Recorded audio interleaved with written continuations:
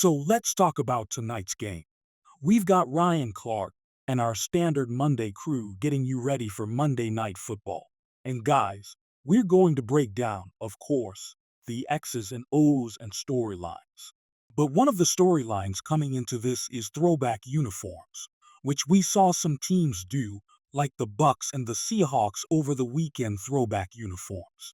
So we're going to do a bit of a fit check of what we think the Jags are going to look like tonight. I'm going to give you first word in terms of the product that we'll see on the field. Well, first and foremost, talking about the actual uniforms. As a proud ex-Jaguar player, I know everybody, I'm synonymous with being a Jet player, but that was my second longest tenure. You see it right there. Oh, there it is. It's going to be similar to something like this, except for they're going to have the Jaguar on the side. That teal was always clean. Now, again, when I wore it, it was sponsored by Reebok, but so there was only so much you could do swag-wise. And with white pants, it's always kind of hard to swag things out. We had, I believe, white and black cleats with that. So I'm looking forward to seeing this throwback. We saw yesterday with the Bucks and Seahawks. That was a really clean uniform game there. So I'm excited to see what these throwback Jaguar uniforms look like. I'm hoping that, I think it was, the 75th season where you wore the throwback uniforms kind of all season long. We need another season like that because these throwback uniforms are clean. You mentioned the Bucks and Seahawks game. I always love to see the Niners in their throwback uniforms with the shaded number. These throwback uniforms. League officials, please, can we just have a whole season? Are you sure that Pittsburgh? You want the Bumblebee Pittsburgh? No. That's true. Yeah, I was going to say, not that far back. When we throw back, I'm talking more like a toss back to the backfield. We are not going way back. But these unis are clean because Elijah, you talked about the pants and the matchup. To me, the easiest way to swag out is with the socks. Yeah, for sure. The socks make a real difference because of what you can do with it. Now, the official thing is you got to have an inch of white. I tried to barely show any, but it's the variation of the socks. The socks is what help really give you swag to the uniform. So they wear these throwback uniforms 4 times this year, and you say it's not enough. They need to have a season where they can run on 4. They'll also be wearing, by the way, Week 14 and Week 18. All right, let's get to some of the nitty-gritty here. I mentioned sort of strength on strength when it comes to turnovers. Let's start with Jacksonville, which 3-1 could arguably be 4-0 against that game with the Bengals, a league-leading 13 takeaways. We saw what they did against San Francisco last week as well. What stood out to you? What continues to stand out to you about that? Ryan Nielsen, the defensive coordinator, has brought a new energy to this Jacksonville Jaguars defense. They're an attacking-style defense. He allows it so their guys up front can get one-on-one opportunities. Case in point, game on the line last week. Eric Armstead revenge game, right? He's able to beat the center, get the sack fumble, and they win that game. He talked about it. This is a stark contrast from what they did in 2024. You see it. Last in the NFL right now, they're leading the NFL. I believe they have the most forced turnovers in the first 4 games since 2018 from the Cleveland Browns. And adversely, you talked about it, Tommy. The Chiefs don't give the football away, right? Matter of fact, they're 39-0 when they win the turnover battle. They only have given the ball away 1 time this season. Me and Randy been talking ad nauseum. The ball is everything. And for the Jacksonville Jaguars, they turn it over for the Chiefs. They hold on to the football. And you talk about it. Good on good. They hit the numbers. You got 13 takeaways by the Jags defense, only 1 for Kansas City. But I want to talk about points off of turnovers.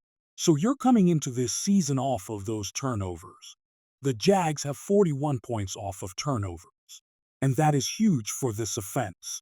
Because typically, when you get these turnovers, It's in the short field, right? And you want to come away with that from those turnovers with points. And they have been able to do that. And you talk about a stark contrast from last year to this year. Last year, they only had 9 turnovers on the whole season and only 25 points on the whole season from turnovers in 2024. And they're averaging 3 turnovers a game now. So this defense has been very opportunistic and has given this offense some shortened fields to get points. Just to follow up offensively, what then do you need to see out of Trevor Lawrence here? Etienne, BTJ, Travis Hunter, and company on that side of the ball. I'm so glad you brought that up because this is a big game for Trevor Lawrence. National stage versus a Super Bowl winning quarterback in Patrick Mahomes. A lot of people have wondered, when is Trevor Lawrence going to take that next step into going into that upper echelon of quarterbacks? They pen him like a top 10 quarterback in the league. But when are we going to see it on the field? First and foremost, they've got to get Brian Thomas going on offense. It's ridiculous to have that type of player not lead you in receiving. Their tight end Brenton Strange right now leads them in receiving yards now. I love what they've done on the offensive side of the ball. Being able to run the ball with Travis Etienne. That takes pressure off the quarterback. But when you have a guy that has the skill set of Brian Thomas Jr., you have to be able to get him involved. So to me, being able to push the ball down the field is going to open up the run game, right? They do a really good job in the screen game as well.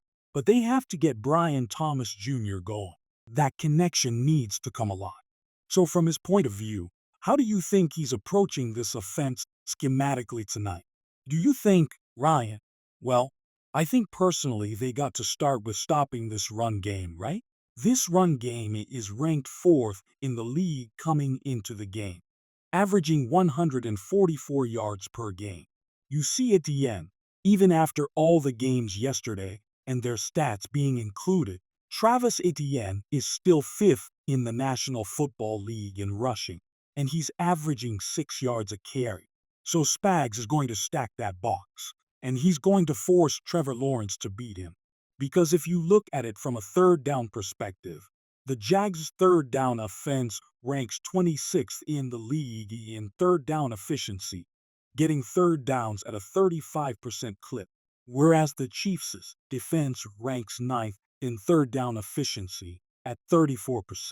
So they're going to, first of all, Jags' offense is going to have to get Etienne going because he has the weapons. Yeah, you know, Brian Thomas Jr., Travis Hunter, Brenton Strange. And we know what Trevor Lawrence can be when he gets hot. But it's all predicated off of their ability to run the ball with Travis Etienne. And with the Kansas City Chiefs, during this nice run the last handful of years has been led by the defense. Offensively, it might surprise some that the 37 that they dropped was the most that they did since 2023 against the Bears. Can they build upon that, which was the Week 4 matchup against the Ravens a week ago? I'm so glad you brought that up because is it more of the Ravens? I mean, the Chiefs finally getting together or a byproduct of how bad the Ravens were. This offense, they're as head-scratching for most of the season. Going back to the Ravens game was the first time that they put Patrick Mahomes under center. And it opened things up not only in the run game, but also the downfield passing game. When you get Xavier Worthy back, that also opens up the field. But it's never good when your receiver leads you in rushing. He led them in rushing versus the Ravens and obviously led them in receiving as well. So I want to see, can they take another step with this offense? Was this a byproduct of how bad the Ravens are? Because we just saw the Houston Texans, who have been abysmal on offense, drop a 44-piece on the head top of the Baltimore Ravens. So I want to see, is this Chiefs team back to what they were, where they were executing at a high level on offense? Yes, they're not as explosive as they used to be back in years past, but Xavier Worthy coming back helped them a lot. And I think just having the downfield threat and speed of Xavier Worthy really stretched the field not only vertically but horizontally. And what does that do? That gives Travis Kelce more room to operate underneath, and Juju Smith-Schuster and all those guys. But you talked about it. The run game was really starting to pick up in this last game. And it could have been, like you said, a byproduct of what the Baltimore defense looks like right now at its current state. It'll be interesting to see Worthy's health and availability for this game. Tyquan Thornton also can stretch the field as well. I just still always wonder, with a healthy Pacheco and Hunt, why they haven't been able to run maybe a little bit more. Offensive line continues to be an issue, but Patrick Mahomes has had no issues against the Jags. I still remember that 2022 season when he got hurt with a high ankle sprain. Chad Henne came back in. Actually, they still went on to the Super Bowl, beat the Eagles that particular season. But Mahomes and the Jags, lifetime a perfect 5-0. He's owned like he owns a lot of teams. He has, right? And you talked about it. He's 5-0 versus them. I think 4-0 versus the 49ers. So he's been really good. And you see his numbers right there versus the Jacksonville Jaguars. Completing over 70%, averaging over 300 passing yards per game. He just knows how to show up in prime time, and more specifically against the Jacksonville Jaguars. So this will be an interesting game, right? Road trip for them going to Duval County. I'm sure it'll be ruckus there, which you don't really equate Duval being ruckus. That's what I was going to say. It was the last time, I believe, because of how well the Jaguars have played this year. And this is a game on national television. They want to show well. That fan base, people may not know this. Duval County is the biggest county in the United States. So land-wise, there's a lot of people and there's a lot of fans there. So this will be a big game for Jacksonville. It'll be a big chance to prove themselves, to continue their 4-1 push, to not only be a player in the division, but in the AFC. So Ryan, when you take a look at the game tonight, who do you like? I'm going to roll with the Chiefs. I'm going to roll with the Chiefs just because I like where they're going. I like them having, and you talked about it. We'll see how healthy Xavier Worthy really is because I think he's the X factor. And if he's not healthy, then it could be a game that can be decided late. But I think if he's healthy and he's able to do what he's done in last week, I think this Chiefs team kind of runs away. All right, you were not here last year. We had Logan Ryan, and so I had to take the ATS duties. By the way, I went 2-0. No pressure here. So yeah, yeah, no pressure. I'll have you go first. And I think, though, we are on the same page here. So yeah, I'm taking the Jags with the points. Yes, I know Patrick Mahomes is on the Jaguars. He's 5-0. But when you look at Trevor Lawrence against the spread the last 2 seasons as an underdog, he's 5-1. I believe this is a spot where they want to keep pace with the Indianapolis Colts. A lot of people didn't expect the Colts to be where they're at. But right now, only one loss on the season, just like the Jaguars. I'm not sure if they outright win. But again, I love Trevor Lawrence's past when it comes to being an underdog. 5-1 over the last 2 seasons.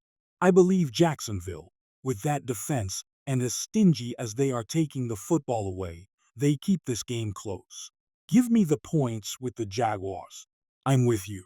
Anything north of a field goal is good for me. And that Worthy stuff is big, though, because if he was 100%, I might have been changing my mind right now. But I don't think he's going to be 100%. So I'll take the hometown team plus the points. Guys, certainly appreciate it. A lot of conversations about Sunday happening in the recap show with Ryan, Haley Sutton, Pete Prisco, and Damian Harris. Make sure you check them out Sundays at 8:20 Eastern. Go Chiefs!